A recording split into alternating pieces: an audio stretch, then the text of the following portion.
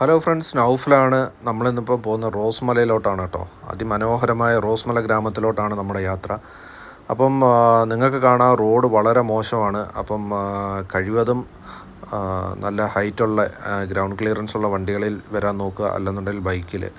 കാര്യം ബൈക്കായിരിക്കും better option എന്നാണ് ഞങ്ങൾക്ക് തോന്നുന്നത്. ഞങ്ങൾ ബൈക്കിലാണ് പോയത്.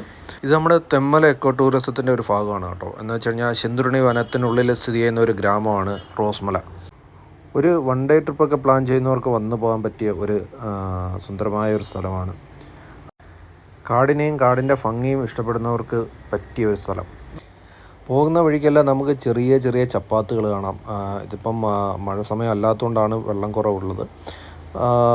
ഇവിടെ എന്ന് വെച്ച് കഴിഞ്ഞാൽ വനത്തിൽ നിന്ന് വരുന്ന നല്ല ശുദ്ധമായ വെള്ളമാണ് കേട്ടോ. നമുക്ക് അവിടെ ഇറങ്ങി നിൽക്കാനും അത് കാല് നനയ്ക്കാനും ഇതിനൊക്കെ പറ്റിയ നല്ല അടിപൊളി നല്ല തണുത്ത വെള്ളമാണ്. നമ്മൾ ആരായാലും അതിനകത്തൊന്ന് ഇറങ്ങി കാലൊക്കെ ഒന്ന് നനച്ചിട്ട് നമ്മൾ പോകത്തുള്ളൂ. നല്ല സുന്ദരമായി നല്ല തെളിഞ്ഞ വെള്ളമാണ് ഒഴുകുന്നത്.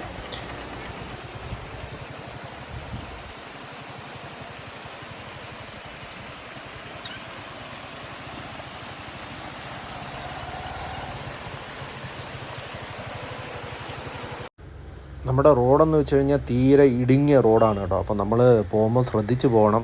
കാരണം ഈ ഗ്രാമവുമായി ബന്ധിപ്പിക്കുന്നത് മെയിനായിട്ടും ജീപ്പുകളാണ്. അപ്പം ജീപ്പ് അവർ സ്ഥിരം ഉള്ള ആൾക്കാരായതുകൊണ്ട് അവർ ഹോണൊന്നും അടിക്കാറില്ല. അവർ നല്ല സ്പീഡിൽ വരികയും ചെയ്യും.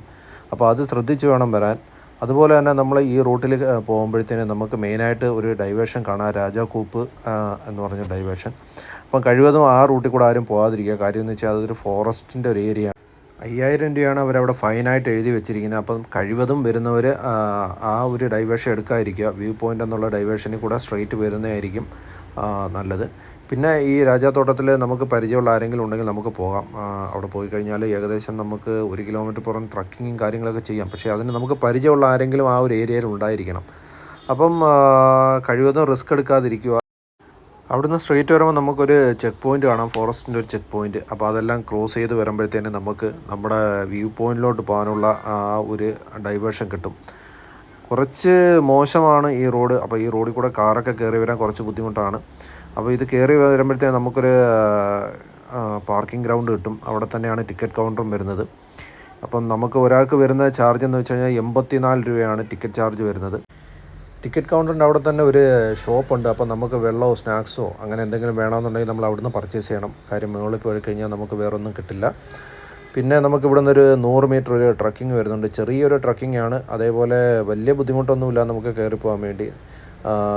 ആൾറെഡി ഫോറസ്റ്റുകാർ നമുക്ക് സെറ്റ് ചെയ്ത് വെച്ചിട്ടുണ്ട്. അപ്പോൾ നമുക്ക് അതുവഴി കയറി വരാം. അങ്ങനെ കയറി വന്ന് കഴിയുമ്പോൾ നമുക്ക് കാണാൻ പറ്റുന്നതെന്ന് വെച്ച് കഴിഞ്ഞാൽ ഒരു വാച്ച് ടവർ നമുക്ക് കാണാം.